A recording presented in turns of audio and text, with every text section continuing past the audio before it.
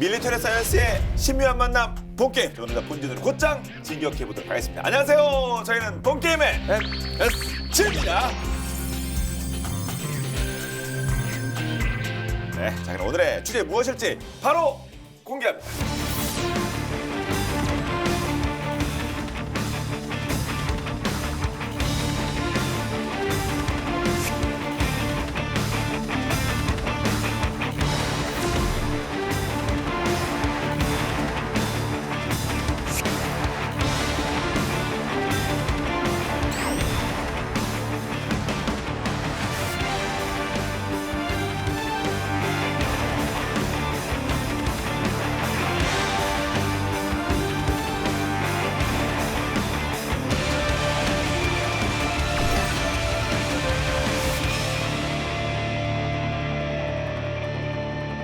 요즘 진짜 핫하죠.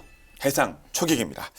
우선 지난해 우리가 도입하기로 결정했던 해상 초계기 네. 어떤 건지 좀 살펴볼까요? 네, 최신의 해상 초계기 미국 보잉사의 P-8A 포세이돈인데요.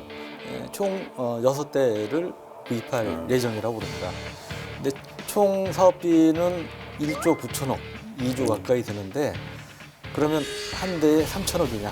그건 아닙니다. 이 프로젝트 비용이라는 건 그 비행기 값 외에 여러 가지 이제 후속 군수 지원이라든지 이런 것도 포함되기 때문에 실제 비행기 값은 원래 미국에서 제시했던 것보다 좀 떨어져서 한 2천억 원대. 좀 깎았군요. 네, 잘하셨습니다. 알려져 세금 있고요. 줄이셨네. 네. 그리고 그 올해 이제 정식 계약이 체결돼서 2022년쯤부터 도입이 될 예정이고요. 그 핵심적인 거는 미 정부인데요. 그 FMS 방식으로 도입을 합니다. 이 FMS 방식이란 거는 Foreign Military Sales 약어인데 미 정부가 품질을 보증하는 거예요. 그래서 미 정부가 주도적인 역할을 하는데 미 정부 중에 보면 DSCA라고 국방안보협력국이라고 있는데 이게 미국제 무기를 제3국 우리나라든지 뭐 일본, 이스라엘 이런 제3국에 수출할 때 그 창구가 되는 핵심 기관이 이 DSCA인데 여기서 나서 가지고 뭐 여러 가지 이제 물자, 무기, 군사훈련 프로그램 이런 것들을 대신해서 우방국을 대신해서 구매해서 전달해주는 그런 역할까지 이제 하고 있는 것이죠. 그럼 2022년부터 운영이 된다는데 그럼 이미 운영한 나라는 또 꽤 있겠죠? 지난해 보도에 따르면은 미 해군 당연히 미 해군에서 98대, 인도 해군이 12대. 인도 해군요. 예, 그다음에는 이제 호주 공군이 12대. 해군 공군 왔다 갔다 하는 게 해상 초계기의 특성을 보여주고 있죠. 그리고 영국 공군이 5대, 노르웨이 해군이 5대 이렇게 운영을 한다고 하고 있고요. 그다음에 군사 매니아들은 이제 우리나라에서 이 P-8A, P-8A죠. P-8A를 선택한 것에 대해서 되게 지지를 하고 있어요. 왜냐하면은 우리한테 이게 꼭 필요한 무기 체계이기 때문에 뭐 반도국이라는 특성, 이런 지정학성 특성상 이 해상 주권 확보가 또 국가 안보와 직결된 문제잖아요. 네. 그래서 굉장히 좀 지지를 받고 있는 그런 사업입니다. 해상 초계기고 네. 대잠도 있잖아요. 네. 대잠 초계기 저 개념이 좀 그게 이제 많이 혼동해서 이제 같이 혼용을 하죠. 많이 쓰는데 이 대잠 초계기는 말 그대로 잠수함을 잡는 걸 주목적으로 합니다. 물속에 잠수함, 뭐 떠 있거나 뭐 그런 게 없이. 근데 해상 초계기는 그보다 좀 넓어요. 그러니까 잠수함 외에 물 위의 수상 성박도 대상으로 합니다. 상위 개념 정도 되나요? 그렇죠. 좀 더 넓은 개념으로 보시면 돼요. 이렇게 해서 해상 초계의 경우는 예를 들어 우리 같은 경우 이제 서해, 특히 서해에서 문제가 되는 게 불법적 중국 선박들 같은 것들. 그러니까 이제 그런 면에서 단속해야 될 대상들, 감시될 대상들이 많이 있죠. 그걸 포괄적으로 다 이제 대상으로 하는 것인데, 근데 보통 그 PA의 경우도 주임무를 잠수함 잡는 그 대잠 초계기의 역할이 있지만 그 외에 이제 포괄적인 아까 말씀드린 그런 수산 선박 감시, 추적 뭐 이런 역할도 하기 때문에 해상 초계기라는 용어를 쓰는 것이 맞고, 그래서 이제 우리 군에서도 이 정식 명칭이 MPA, 그러니까 메리타임 패트롤 에어크래프트 그래가지고 해상 초계기 사업으로 분류를 해서 추진을 하고 있습니다.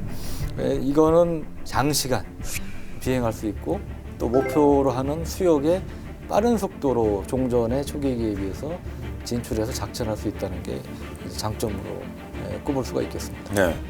그러면 2022년부터 운영하면 2022년까지 그 직전에 지금은 네. 또 뭘 운영하고 있습니까? 우리나라에서는. 우리 지금 운영하고 있는 것은 P3C 오라이온이라고 바로 이 친구인데요. 멋있게 해줬다. 예, 프로펠러가 4개 달린 터보 프롭 항공기고요. 앞에 보면 이제 무기들이 많이 있죠. 맨 왼쪽 보이시는 이거는 하푼 공대함 미사일, 그리고 뒤에 동그란 뭐 기관 포탑처럼 보이는 건 소노브이라고 음향 탐지 장비입니다. 이런 걸 떨어뜨려서 이제 하는 것인데, 기뢰, 이제 오른쪽에 보이는 이제 기뢰, 노란 게. 통레라든지 뭐 이제 그런 그 장비들을 다양하게 이제 무장을 이제 하고 있는데, C-130 수송기가 전술 수송기의 베스트셀러잖아요. 네. 이게 해상 초계기 베스트셀러는 P3C다.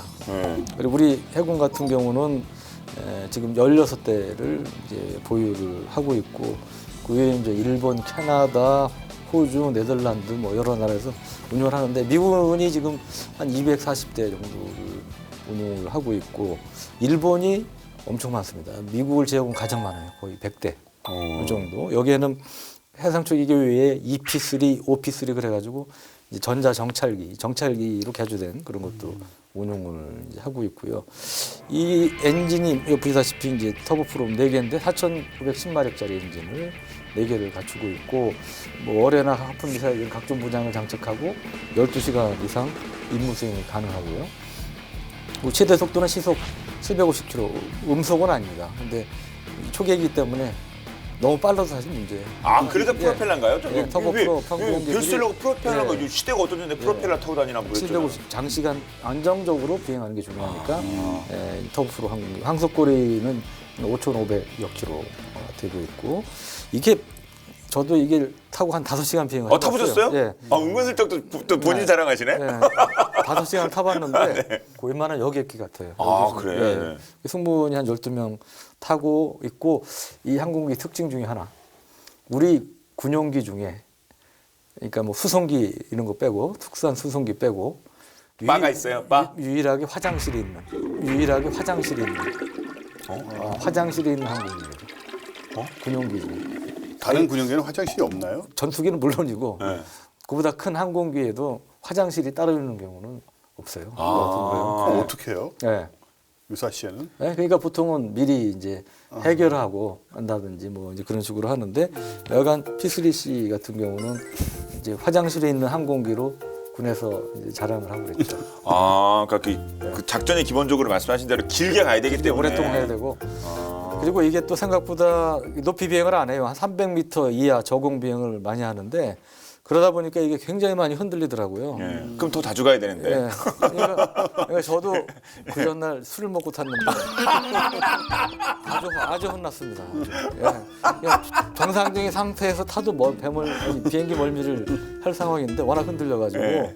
근데 아주 그때 고생을 했는데 여기 근무하는 분들 정말 고생해요.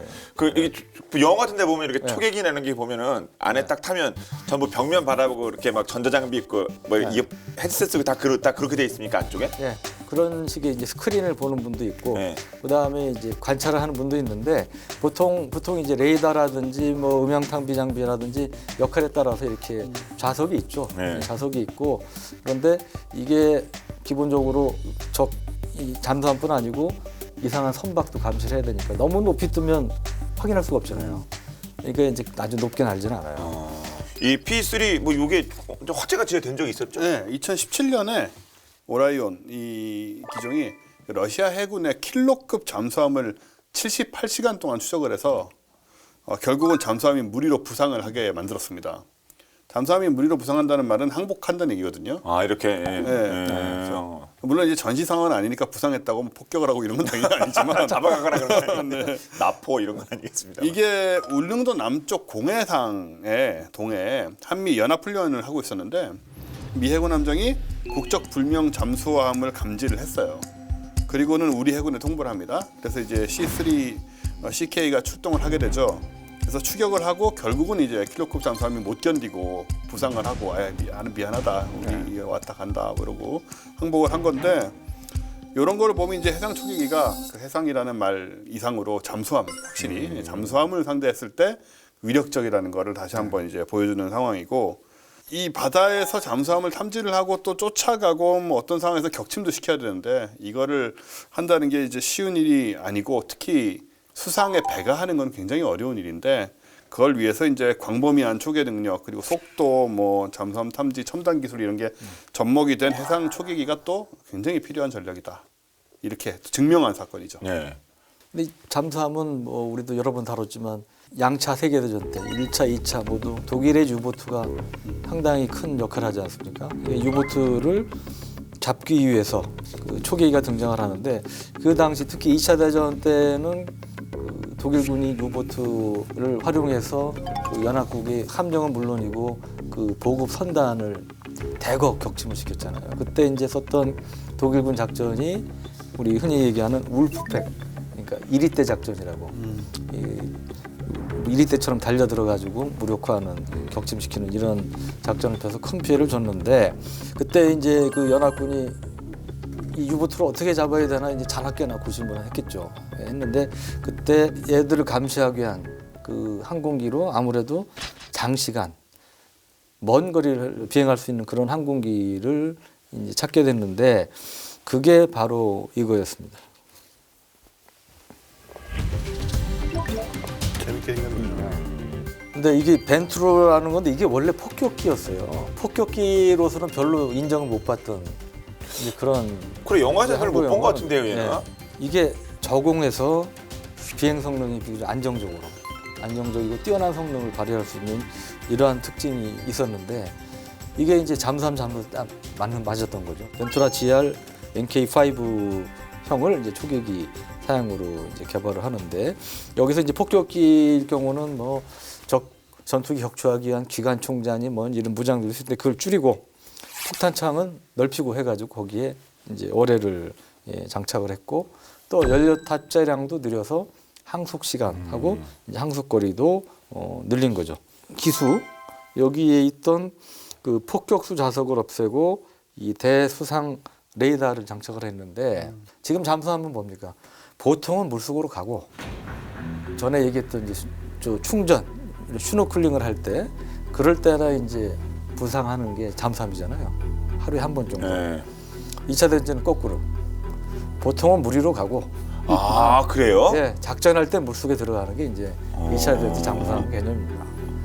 유보트 함장 입장에서는 이게 갑자기 하늘에서 뭐가 날아와서 자기한테 뭐 폭내든 뭐든 떨어뜨리고 이러니까 이제 공포의 대상이 됐던 거죠. 그래서 대잠 초계기가 등장을 했는데 이제 우리가 지금 쓰고 있는 P3C 네. 이게 베스트셀러가 된 데는 뭐 대탐지, 그러니까 탐지를 잘하긴 해야겠네요 이게. 그렇죠. 자꾸 제가 뭐 타본 얘기만 네, 해서 5시간, 죄송한데 5시간 타보시는 얘기가. 근데 이 레이더도 상당히 강력한 게 있어요. 근데 그때 포항을 이륙해서 이 동해에도 NLL에 있습니다. 이 근처까지 아주 가까이는 아니지만 밑에까지 올라가서 수평으로 비행하다가 이제 울릉도 옆으로 내려왔는데 그 동해 북방에서 밑에 갔을 때 저쪽 그 북한 금강산 근처 북쪽에 군항에서 조그만 경비함이 나오는 걸 레이더로 잡더라고요. 한 100km 이상 떨어져 있는데 그 지금 북한의 무슨 급 경비함이 나오고 있다. 딱 그 P3C 레이더가 잡는 거 보고 야, 이 성능이 참 대단하구나. 그 어느 나라 측 표현을 하면은 그걸 공개하면 그 본인들의 어떤 그 주파수 이거 그 능력이 공개가 되니까 그런 걸 하시면 안 되는 거 아닙니까? 우리의 그 전파 탐지 능력이 공개되는 거 아닙니까? 이거는 주파수가 아니고 네. 레이더 영상이기 때문에 괜찮습니다. 그런가요? 네. 죄송합니다. 왜 이렇게 화를 내고 그러세요? 좀 제가 그런 것 때문에 우리 좀 지금 연말 연시가 약간 좀 거든요. 네. 특정 국가 보고 하는 얘기예요. 네. 그쪽에 따실 일이죠 왜? 그러니까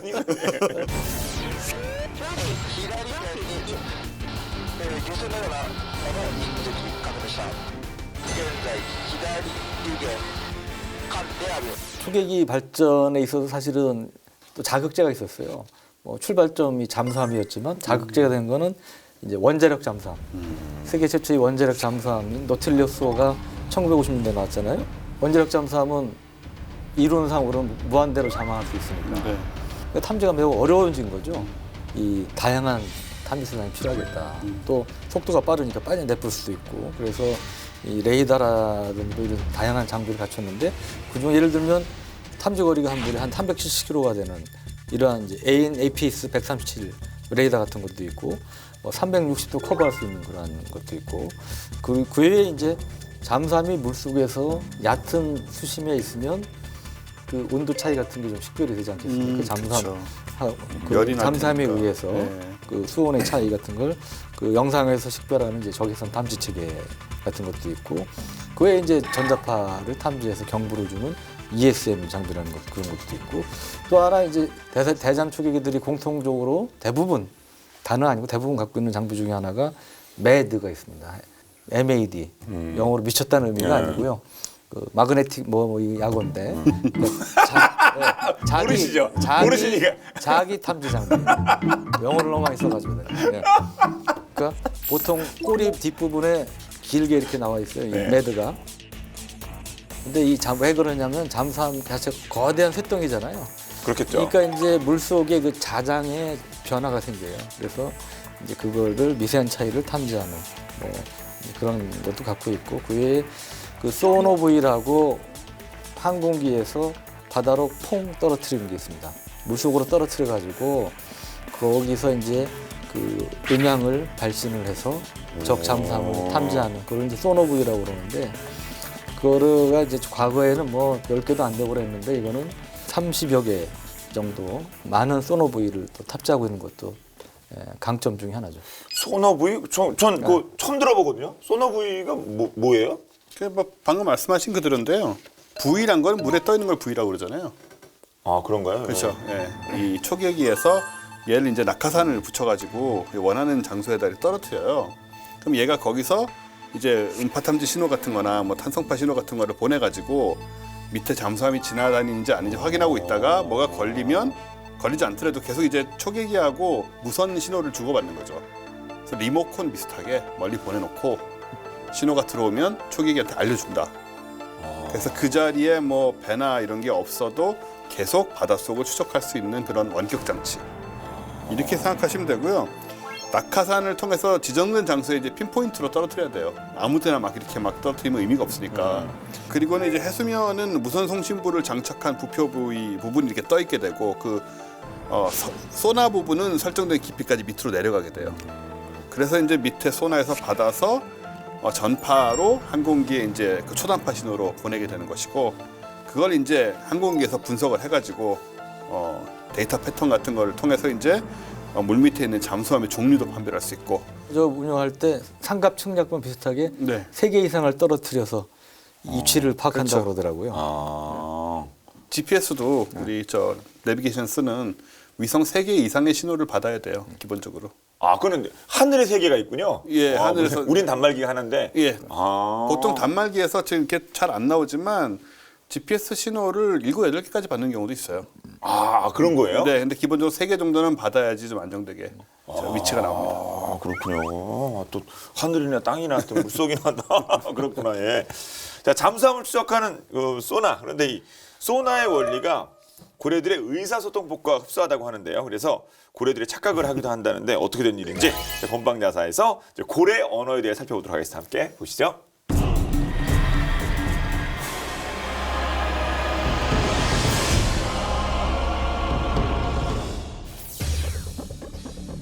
(2000년 3월) 카리브해 바하마 해변에서 16마리의 고래 사체가 발견됩니다.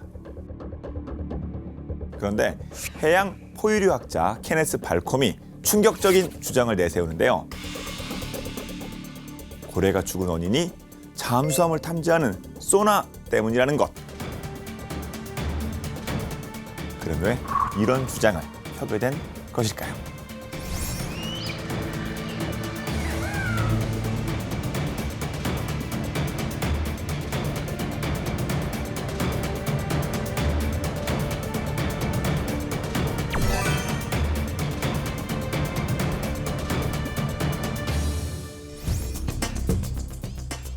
고래들이 해변으로 몰려와 떼죽음을 당하는 현상을 좌초 현상, 스트랜딩이라고 하죠.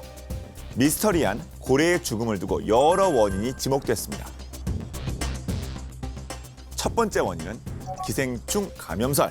기생충이 고래의 청각신경을 손상시켜서 평형, 방향 능력을 잃게 했다는 겁니다. 그런가 하면 고래가 소화할 수 없는 해양 쓰레기를 먹고 면역 체계가 무너져 방향 감각을 상실했다는 주장도 나왔죠. 그렇다면 해양 포유류학자 케네스 발콤은 왜 잠수함 소나를 원인으로 지목했을까요? 바로 소나가 발생시킨 강력한 초음파가 고래들을 혼동시켰다는 겁니다. 고래들이 스트랜딩을 일으켰을 즈음 미국 해군은 바하마 제도 근처에서 LFA란 저주파 탐지기를 사용한 소나 작전을 실시했는데요. 이 소나가 215에서 235데시벨에 이르는 강력한 음파를 발생시킨 거죠. 이 음파가 고래가 쓰는 음파와 두개골 안에서 동조를 일으켰고 뇌와 귀 조직 일부를 손상시켰다는 건데요. 고래 의사소통법을 알면 왜 그런 주장이 나왔는지 이해되실 겁니다. 바닷속에서는 아무리 물이 맑아도 60m 이상은 보이지 않죠. 그래서 드넓은 바닷속 이동거리가 수백, 수천 킬로미터에 달하는 고래는 초음파로 의사소통을 합니다.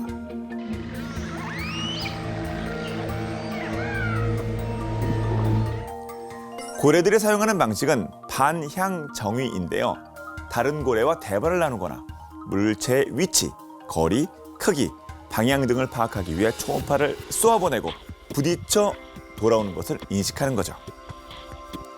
특히 돌고래는 이마의 멜론이라는 기관에서 초음파를 발생시키고 반사된 소리는 턱 안쪽 청각 기관으로 감지합니다. 잠수함의 능동 소나가 바로 이런 원리죠. 음파를 방사하고 수중 물체에 부딪혀 돌아오는 반향음을 잡아 방향과 위치, 거리를 알아낼 수 있죠. 바로 고래를 모방해 인공적으로 만든 반향정위 기술인 겁니다.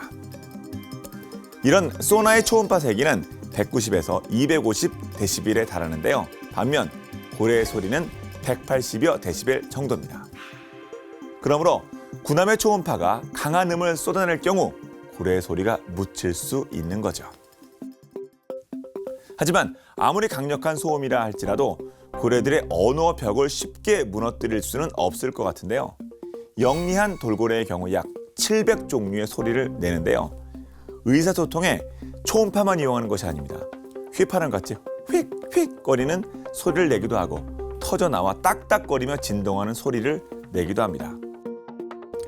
병코 돌고래 연구소에 의하면 이런 소리의 용도는 모두 다르다고 하는데요. 휘파람 같은 소리는 어미와 새끼 간 의사소통할 때 혹은 사냥할 때 연락을 주고받기 위해 쓰인다고 합니다. 반면 진동하는 소리는 먹이를 두고 경쟁할 때처럼 매우 공격적인 상황에서 충돌을 피하기 위해 낸다고 하는데요.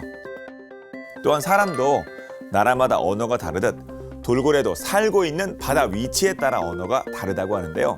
그래서 미국에 있는 돌고래와 한국의 돌고래는 대화를 할 수 없다고 하네요. 통역사 돌고래가 필요할 것 같습니다. 자, 그렇다면 이건 무슨 소리일까요?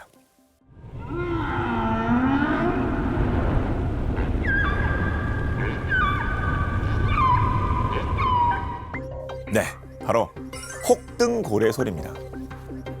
1967년 미국 해양생물학자 로저 페이는 심해에서 혹등고래가 내는 아름다운 소리에 심취하게 됩니다. 이후 몇 년간 수중 마이크로 혹등고래 노래를 녹음하는데요. 1970년 혹등고래 노래 음반까지 발표하기에 이르죠. 그런데 말입니다. 어쩌면 우리 인간도 고래 언어를 알아듣게 될지도 모르겠네요. 미국 과학자들이 야생 돌고래 언어를 알아들을 수 있는 번역기 개발을 추진하고 있다고 합니다. 다이버의 방수 케이스 안에 장착할 수 있는 스마트폰 크기의 컴퓨터와 돌고래 소리 탐지가 가능한 수중 청음기 기능을 갖춘 프로토타입의 기기를 개발하고 있다고 하는데요. 와, 만약 고래 언어를 번역할 수 있다면 그간 의문에 쌓인 고래들의 죽음의 원인을 밝힐 수 있지 않을까요? 바다에서 고래의 슬픈 노래가 아닌 기쁜 노래만 들려왔으면 좋겠습니다.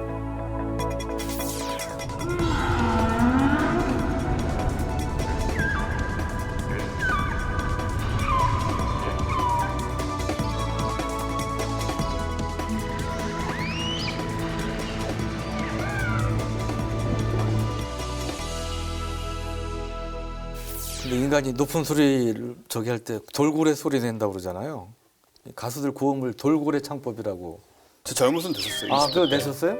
그래서 돌고래 소리를 흉내내는 게 제 나름대로의 어떤 프라이드였거든요. 개인기셨어요? 네, 네. 개인기였는데 언젠가부터 목이 쉰 소리가 나더니 그 청아한 소리가 안 나서 이제 안 합니다. 네, 이거 돌고창법 이거 거의 모라이어 캐리가 뭐 이모션 할 때 모라이어 캐리도 이렇게 하고 해요. 잘 안 올라가니까 할 때 이거 하는데 진짜 이거 하고 해요.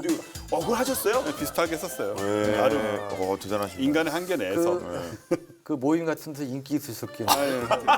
인기라기보다는 그냥 이상하게 보니까 코미디죠, 코미디. 그거 한번 해보시라고 그래가지고. 그런 걸 가지고 사람들이 이렇게 좋아하진 않더라고요.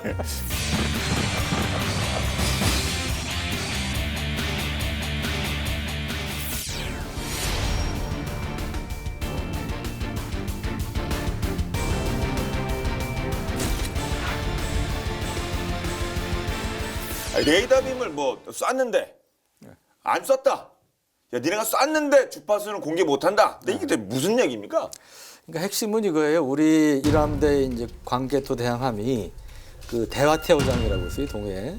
우리보다는 일본 쪽에 좀 가까운데 거기서 북한 어선이 조난당했다는 신고를 받고 출동을 해서 구조 작전을 하고 있는데 그 일본 P1이라는 신형 초계기가 왔어요. 와서 정찰을 하는데 일본 주장은 우리 광개토 대항함의 레이더 중에 추정 레이더가 있습니다. 사격 통제 레이더 중에 추정 레이더가 있는데 이걸 스티어, STIR 180이라고 있는데 이거를 자기들 조준해서 레이더를 빔을 쐈다. 미사일 쏜 건 아니고 빔을 쐈다. 근데 이거는 그 보통 미사일이나 포를 쏘기 전에 하는 행위입니다. 보통. 그렇기 때문에 이제 거의 적대 행위로 간주가 되고 총구를 들이댔다. 네, 뭐 이런 그렇죠. 식의. 그때 그 레이더 방향이 일본 쪽 소개기 쪽을 향해 있다는 그런 사진도 공개를 하고 그랬는데 우리는 그렇지 않다. 하는 것이고 사격 통제 레이더라는 게 관계에서 두 가지가 있습니다. 하나는 MW08이라는 게 있고 하나는 지금 말씀드린 스티어 180이 있는데 MW08은 이제 탐색 레이더라고 그래요. 이거는 뭐냐면 항공기 대략적인 위치, 속도 뭐 이런 거를 탐색을 하는 거고. 근데 미사일을 쏘려면 좀 더 정확하게 알아야 되잖아요. 그거는 이제 스티어 180이 하는 거예요. 그래서 추정 레이더라고 그러는데 우리는 그때 MW08은 북한 어선을 찾기 위해서 가동을 했다. 하지만 추정 레이더인 스티어 180은 가동 안 했다. 이거는 주장입니까? 완전히 양쪽이 상반되는 거죠. 또 하나는 이제 저공 위협 비용 문제인데 일본이 이제 공개한 영상에도 보면 150m 정도 낮게 나른 건 있어요. 처음에 자기들은 저공 위협 비용 아니다. 우리는 위협 비용을 했다. 그게 두 가지 이제 핵심적인 포인트인데 일본이 이 영상을 이제 공개를 했죠. 그 13분 7초짜리 영상을 공개했는데 여기도 보면 결정적으로 우리가 스티어 180 그 레이더를 가동했다는 증거는 없어요. 실제로 일본 초계기가 레이더 전파를 쐈다면 그 전파의 주파수까지 확인할 수 있는 능력이 있는데 일본이 진짜 그게 맞다면 주파수를 공개하면 그걸로 끝나는 거예요. 그러면 우리가 거짓말했다는 게 입증이 되는데 일본은 그걸 공개를 안 했습니다. 또 하나는 이 실제로 그런 걸 레이더를 조준한 상황이면 위험한 상황이잖아요.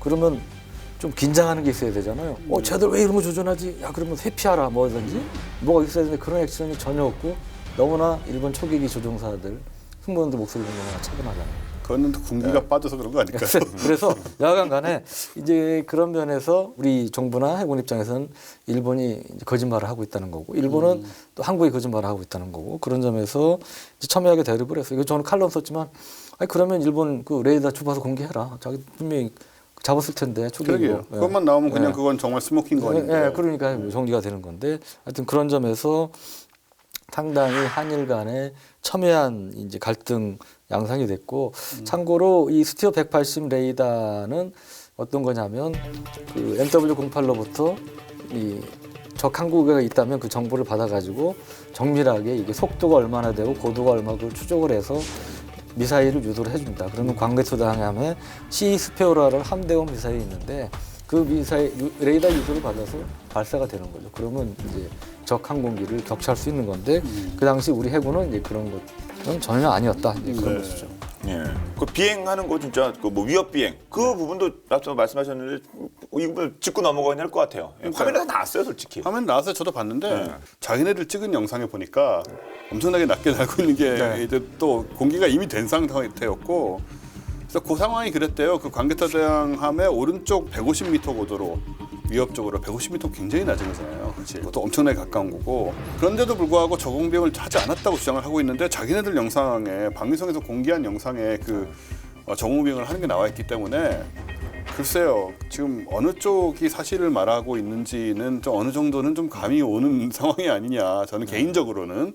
그러니까 일본이 사실은 이게 이제 굉장히 과민 반응을 하는데 여기에 대해서는 뭐 아베 수상의 총리의 정치적인 의도가 있다 뭐 이런 얘기들도 설득력 있게 나오지 않습니까? 네. 그래서 그런 것들 그다음에 한일 간에 이제 그동안 위안부 문제, 증용 문제 해가지고 불편한 사람들이 많았잖아요. 거기에 대한 불만이 이제 이 사건을 계기로 해서 일본 쪽 그게 이제 폭발한 것이고 그러다 보니까 일본 쪽에서 좀 무리한 이제 반응을 보인 것이 아닌가. 네.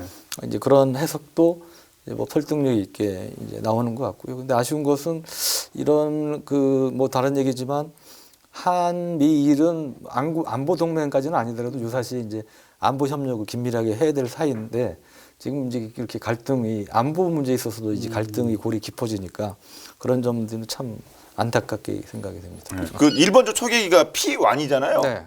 이거 뭐 어떤 그 좋은 거예요? 아니면 이거 뭐 옛날 거예요? 이거? P1은 나름 일본 입장에서 자랑할 만한 최신형 초계기예요. 네. 2013년 3월부터 배치가 된 초계기니까 아주 새 거죠. 일본 독자적으로 개발한 이 전자장비도 상당히 갖추고 있는데 이게 상당히 큽니다. P3C보다 커요. 예, 이 순항 속도라든지 이 상승 속도 이것도 P3C보다 1.3배가 빠르고 항속거리도 1.2배가량이 깁니다. 그러니까 성능 자체는 상당히 우수한 성능을 이제 갖고 있고 무장도 굉장히 다양하고 세요. 그러니까 우리 P3C도 갖추고 있는 하푼 공대함 미사일 외에 일본 자기들이 개발한 91식 공대함 미사일도 갖고 있고 그러니까 적 함정을 공격할 수 있는 무기예요. 그리고 이제 마베링 미사일 이것도 이제 적 함정들을 공격할 수 있는 마베링 미사일. 그외에 뭐 당연히 어뢰, NK-46 어뢰라든지 일본 국산 어뢰, 기뢰 이런 것들을 갖추고 있고 또 이 바다 위의 경우는 최대 한 300km 정도 떨어진 곳까지 탐지할 수 있는 능력을 갖고 있는 것으로 알려지고 있습니다. 이런 게 근처에다 왔다 갔다 하면 일단 뭐 예, 서로 위협이라 느낄만 하겠네요. 예. 그렇죠. 예, 무기 잔뜩 싣고서는 저는 초계기라고 해서 무장을 별로 안 한 줄 알았죠. 네, 근데 이제 일본 같은 경우는 초계기들이 그쪽에 열심히 다니는 게 원래 그쪽에 일본 초계 구역이에요. 이번에 사건 발생한 구역 자체가 왜 그러냐 그랬더니 지난 10여 년 동안 또 북한 어선이라든지 이런 배들이 굉장히 많이 그쪽으로 넘어왔다는 거예요. 불법적은 물론이고 일본 쪽으로 이제 우리 귀순 비슷하게 하려고 그러다가 사고 나서 이제 죽는 사람도 있고 선박들이 북한 선박들이 발견된 데들이 꽤 있지 않습니까? 그래서 그런 쪽에 대한 감시를 좀 몇 년 전부터 강화하고 있었다고 그럽니다. 감시를 하는 건 좋은데 네. 근데 우리가 우리 구조 활동하는 거 알려줬는데 통보까지 됐을 텐데 아니면 다 이렇게 다 얘기됐을 텐데 왜 위협 비용을 하는지는 참 그거 예. 아무튼 그 탐지 이 말씀 좀 해주시면요. 탐지거리가 나와서 이제 레이더 결국은 레이더인데 이 P1은 레이더 성능이 뛰어난 걸로 되게 유명한 기종이고요. 능동 전자 주사식 위상 배열 레이더라고 말하면 참 어렵죠 얘기가. 예. 한마디도 모르겠죠. 예, P1에는 HPS-106이라는 이 능동 전자 주사식 위상 배열 레이더가 달려 있는데 다수의 표적을 실시간으로 탐지하고 추적하는 레이더라고 보시면 되고요. 보통 이제 최신의 전투기에 탑재가 되는데 수상으로 내민 잠수함의 잔망경을 또 정확히 탐지할 수 있는 걸로 초계기의 경우에는 알려져 있는데 이 레이더를 약간 개념을 설명드리자면 우리가 그 전쟁 영화에서 많이 보던 레이더는 이렇게 빙빙 돕니다. 돌죠. 예, 이렇게. 삼양주도. 그래서 이렇게 화면을 보면 비행기 내나 뭐 배에 화면을 보면 동그랗게 돼 있고 이렇게 이게 뭐가 슝 맞아요. 슝 돌면 한 번씩 여기 삥 하는 이게 맞아. 그쵸. 이게 이제 기계식 레이더예요. 아, 이게 돌아가니까 기계식이구나. 예, 이게 접시 모양의 안테나가 기계적으로 이제 진짜로 이 속도로 돌고 있는 거고 예. 돌 때마다 이제 그 특정한 방향으로 계속 이 도는 방향으로 전파가 가겠죠. 그러니까 여기로 향했을 때만 얘가 보이는 거잖아요. 이거는 실시간으로 보는 게 아니잖아요. 딴 때 갑자기 여기 뭐 온갖 것이 나타날 수도 있고 사실 모르는 거니까 그거는. 그러니까 이제 한계가 있는 것인데 전자 주사식이란 것은 레이더는 고정이 돼 있고 전파의 위상을 이제 통제를 해서 레이더의 각도를 전자적으로 조절을 하는 거예요. 그러니까 레이더는 안 움직여요. 최근에 등장한 이런 것들은 어느 정도 수준이냐면 기계식은 이제 모터로 돌아가잖아요. 이게 한 번 이제 나왔던 표적을 갱신하는데 1초 정도가 걸립니다. 근데 지금 이제 새로 나온 이런 P1이 장착하고 있는 이런 능동 전자 주사식 위상 배열 레이더 같은 경우에는 1000분의 1초. 예. 비의 방향을 바꾸는 시간이 1000분의 1초니까 우리 눈에는 사실상 실시간으로 한꺼번에 보인다고 해도 과언이 아닌 그런 상태로 다수의 표적을 이제 확인할 수가 있는 것이죠. 1000분의 1 플레임이면 사실 그냥 계속 있는 거랑 똑같을 거 똑같죠. 아닙니까? 예. 사실 우리 눈에는 그냥 똑같이 보이는 겁니다. 예. 일단은 뭐 크기 중량은 우리 P8 포세이돈과 비슷하고요. 다른 건 어떤가요 그러면? 포세이돈하고 비슷한데 또 어떤 때 보면 두 개 나란히 있는 사진을 보면 P1이 또 약간 커 보이기도 해요. 근데 모델로 삼고 있는 항공기는 뭐 같은 기종이니까 비슷하다고 봐야 되는데 길이가 38m고 그 날개 너비가 35.4m, 높이는 12m고 최대 이륙 중량이 79.7톤, 그러니까 80톤 가까이 되고요. 이 엔진이 이 P1은 4개입니다. 이 포세이돈의 경우는 이제 2개인데 제트 엔진 4개를 장착을 했고 최고 시속이 그래서 833km에 달하고요. 항속거리도 이제 8,000km 달할 정도로 상당히 길다. 강점 중에 하나가 소노부이가 100여 개, 그러니까 아까 말씀드린 P3C보다 훨씬 많죠. 100여 개의 이제 소노부이를 탑재할 수가 있습니다. 예. 자 그럼 이제 우리 해군이 도입한다는 P8A, P8A도 이제 궁금해지는데 이게 더 좋은 거겠죠? 네. 예. 뭐 PM보다 바로 좋은 거였으면 좋겠습니다. 예. 이 친구인데요. 737 800여 개기를 그대로 살린 거예요. 보잉 737 예, 그거요? 보잉 737 우리 737 여기 이렇게 많이 타고 예. 다니잖아요. 그 737 800 여기를 좀 익숙하다 했어요. 기반으로 했고요.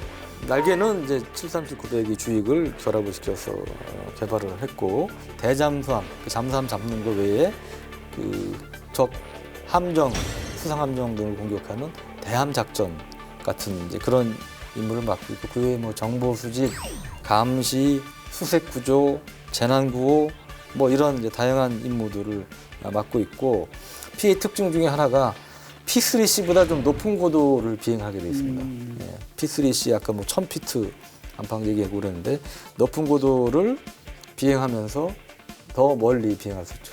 높은 고도 비행하면 그만큼 기름 소모가 적겠죠. 그렇죠. 네? 공기가 희박해서 그런가요? 그러니까 뭐 큰 차이 나는 건 아니지만 약간 아주 저공을 비할 때보다는 기름 소모가 적기 때문에 그런 또 장점도 있고. 그래서 보통 PA-20, P3보다 한 3배 정도의 임무생 능력을 갖고 있다고 평가를 받습니다. 말씀하신 대로 역시 모체가 737이라 굉장히 검증된 왜냐하면 737이 사실은 가장 많이 쓰이는 항공기 중에 하나예요. 우리는 아주 멀리 갈 땐 747이나 뭐 이런 걸 타지만 적당한 거리의 해외나 아니면 국내 이런 데서는 정말 많이 쓰이고 있거든요. 여객기 중에 아마 제일 많은 가장 많이 단일 쓰인다고 기종으로 하죠. 제일 많을 겁니다. 네. 전 세계적으로 뭐 3초에서 5초마다 한 대씩 이륙을 한다니까 하니까 굉장한 거죠. 그리고 운항 정시성 이런 것도 그러니까 출발에서 도착까지 하는 시간을 정확하게 지키는 능력도 거의 100%에 가까울 정도로 그거는 기체가 그만큼 안정됐다는 얘기잖아요. 내구성도 튼튼해서 해양 비행 환경에서 그러니까 바다를 지나는 비행 환경에서 25년 동안 25,000시간 비행이 가능하도록 설계가 돼 있고요. 실제로 미 해군이 밝힌 바에 따르면 P8A의 경우에 마하 0.82의 속도로 최대 7,242km 이상을 비행할 수 있다고 해요. 최저 비행 고도는 152.4m니까 굉장히 낮은 고도로 다닐 수도 있고 최대 상승 고도는 12,192m니까 굉장히 높이 12km까지 올라갈 수도 있고 이렇게 폭이 아주 넓은 거죠. 채공 시간도 10시간이 가능하고 공중 구비를 하면 20시간 비행도 가능하니까 그러니까 초계기로서는 굉장히 뭐 이상적이다 이렇게 얘기할 수 있을 것 같아요. 그 P8A 이거 말이 표현이 그런데 그냥 포세이돈으로 통일하는데 포세이돈하고 보니까 해상 초기 끝판왕이겠네. 이름이 포세이돈인데. 그렇죠. 예, 바로 그냥 나왔네 포세이돈. 삼지창도. 그러니까 이렇게 들고. 예. 무장도 역시 또 그 포세이돈. 그러니까 무장을 굉장히 다양하고 많이 쓸 수 있는데 요 가운데 이제 그 내부 무장창이 있어요. 폭탄창 비슷하게. 이제 그 안에도 한 5개수에 658kg의 무기를 실을 수가 있고 그다음에 이 날개 밑에 보면 이제 파일런이라고 그래서 무장을 장착할 수 있는 그런 조그만 그 날개 같은 게 달려 있습니다. 밑에 날개 밑부분에 6개소가 있는데 여기하고 이제 소노부이 발사 포함해서 한 1.3톤 가량의 이제 각종 무장을 이제 탑재를 할 수가 있고 그 외에 뭐 NK46이라든지 54 경호래, 기뢰, 그다음에 폭래 뭐 이런 무장, 그 외에 또 합동직격단 제2단이라고 그러죠. 네. 이런 이제 폭탄, 정밀유도 폭탄, 하풍 공대함 미사일, 심지어는 사거리가 최대 298km에 달하는 슬래미알 공대지 미사일도 탑재를 할 수가 있고요. 이 또 하나는 이 첨단 전자장비들 갖추다 보니까 이제 센서 융합 능력이라고 그러는데 각종 이 정보, 영상도 있고 그 감청 같은 신호 정보, 전파 정보 뭐 이런 것들을 종합을 해서 이 첩보를 종합해서 정보를 만들 수 있는 뭐 그런 능력도 갖고 있습니다. 예. 잠수함 얘기, 잠수함도 잡을 수 있죠. 잠수함 당연히. 잠수함 잡아야죠. 당연히 이제 주업이 주업이니까 빼놓으셨구나. 주업이 이제 잠수함이니까. 다 좋은데 잠수함은 못 잡아 그런 줄 알았죠. AN/APY-10이라는 레이더를 탑재를 하고 있는데 이거는 굉장히 민감하고 성능이 뛰어나서 멀리 떨어져 있는 잠망경이라든지 이런 게 작잖아요, 잠망경이. 근데 이런 것들을 정확하게 포착을 할 수가 있고 또 연안 지역에 다니다 보면 이 자본 비슷하게 레이더에도 뭐 좀 지저분한 것들이 많이 생겨요. 헷갈리게 만드는. 이제 그런 것들을 구분을 해서 제대로 표적을 목표물을 찾아낼 수 있는 이제 그런 것들이 있고 소노부이는 피온보다 더 많은 걸로 알려졌는데 포세이돈 한 129개 소노부이를 탑재를 해서 탑재를 하는데 이 소노부이는 보통 한 6에서 8시간 작동을 합니다. 그 정도 이 탐지 시간을 지속을 이제 할 수가 있는 것이죠. PAA 같은 경우에 특이한 점이라면 아까 말씀하신 매드 있잖아요. 네. 이 매드가 이제 마그네틱 어노멀리 디텍터라고. 그 뒤에 그 의문의 의문의 부분이 이니셜이 그거였네. 어노멀리 디텍터입니다. 어노멀리라면 이제 이상한 걸 말하는 거니까 잠수함이라든가 이런 게 있을 때 이제 자기 이상 탐지기라고 보시면 되고요. 근데 여기 없어요. PAA에는 이걸 안 달았어요. 이걸로 알 수 있는 거는 이제 잠수함의 위치죠, 원래. 소나에 비해서 일단 탐지거리가 짧은 데다가 허위 표시일 확률이 소나에 비해서 훨씬 적다는 장점은 있어요. 그러니까는 뭐 단점과 장점이 있는 거죠. 왜냐하면 소나로는 예를 들어서 뭐 거대한 고래라든가 혹은 뭐 어군 이런 거를 잠수함으로 오인할 수가 있지만 얘네들은 자기장을 안 만들잖아요. 쇠가 아니니까. 이런 이제 장점이 있는데 무게는 무거운데 실효성이 떨어진다는 그런 지적이 있어서 지금 좀 문제가 좀 됐었고 그 다음에는 비행기에 싣는 거니까 무게가 굉장히 중요합니다. 사실 배에 싣는 건 별 차이가 없는데 저공을 계속 비행해야 되는데 제트 여객기를 바탕으로 737을 바탕으로 하다 보니까 실제로 작전 시간을 충분히 길게 가질 수가 없는 그런 문제, 무거운 무기를 싣는 상태에서 이런 문제가 생기고 그 다음에 잠수함들 같은 경우에도 최근은 좀 스텔스 처리를 해가지고 이 자성을 줄이는 자기 처리 작업을 하기도 하고 심지어 스테인레스로 만들기도 하고 스테인레스 자석 안 붙잖아요. 그리고는 이제 티타늄을 쓰는 경우도 있어요. 비싼 티타늄. 네, 이러면 이제 탐지가 안 되니까 대신에 그래서 매드를 뺀 대신에 이 P8A 해상초계기에는 뭘 달았냐면 디젤 잠수함들의 배기가스를 탐지하는 탄화수소 탐지 체계를 장착을 했는데 공기 중에 대기 중에 일반 탄화수소, 일반 뭐 그런 성분들은 굉장히 흔하지 않기 때문에 배기가스 성분을 사실 감지를 할 수가 있는 거예요, 이렇게.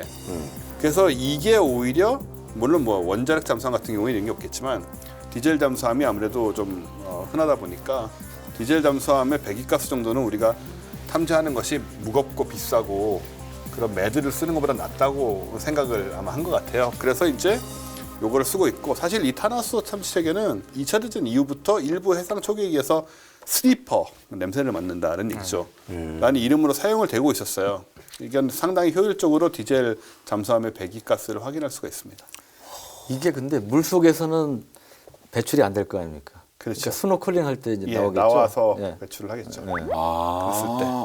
그리고 저는 물 속에 있는 걸 그렇죠. 찾아내나 했는데 물 속에서 이 탄화수소가 나와 있는 상태가 좀 유지가 될 테니까 그걸 이제 보다 보면 요 지점에서 잠수함이 떴다 들어갔구나 이런 정도를 아마 몇 시간 이상은 충분히 추적할 수 있지 않을까. 그러니까 적어도 이 근처에 뭐 있겠구나 그렇죠. 그렇게 이제 그걸 토대로 해서 이제 수색을 할 수 있겠죠. 네. 그다음에 뭐 소나 이런 걸 가지고 확인하고 또 뭐.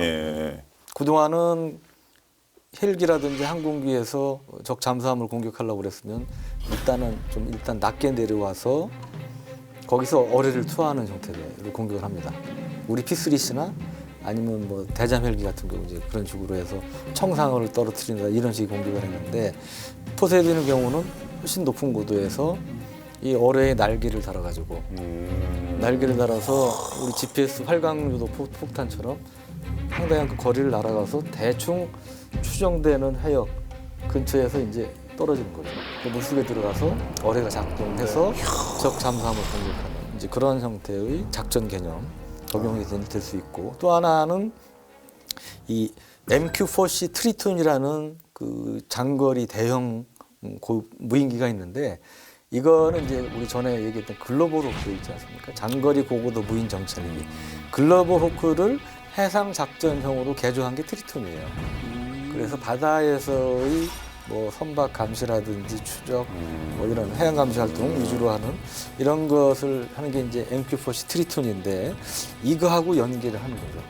연계를 해서 여기로부터 정보를 받아서 뭐 해당 해역에 신속하게 출동을 해서 뭐 잠수함을 공격하든 저 함정을 공격하든 이런 역할을 할 수 있는 그런 시스템도 이제 갖췄는데 이 트리톤을 좀 참고로 더 말씀드리면 이게 뭐 무인기지만 굉장히 크죠. 길이가 14m, 무게가 14톤, 그리고 비행 고도가 한 18km 정도 굉장히 무인기 치고는 굉장히 높고 그런 성능을 갖고 있고 또 해상의 선박을 정밀 감시할 수 있는 다기능 능동 센서, 그 MF-AS라는 이런 장비로 탑재를 해서 24시간 이상 감시 활동을 할 수가 있습니다. 그러니까 이거와 연계된 포세이돈, P8 포세이돈의 작전 능력도 그만큼 향상이 되는 거죠. 네.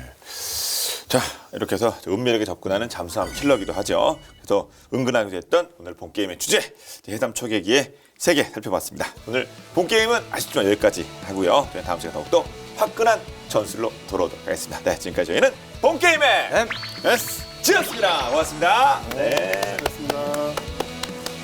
아 근데 이렇게 엄청난 무슨 뭔가 탄하고 같이 이렇게 발견할 정도로 기술이 발달해 있는데 그 녹는 비닐 이런 거 못 만드나요? 슈퍼 엄청 불편하거든요. 그거 못 만드나요 그거? 녹는 비닐? 일단 그 석유 베이스에서 벗어나야 될 텐데 유기물로 높게 만들려면 유기체로 만들어야 되거든요. 네.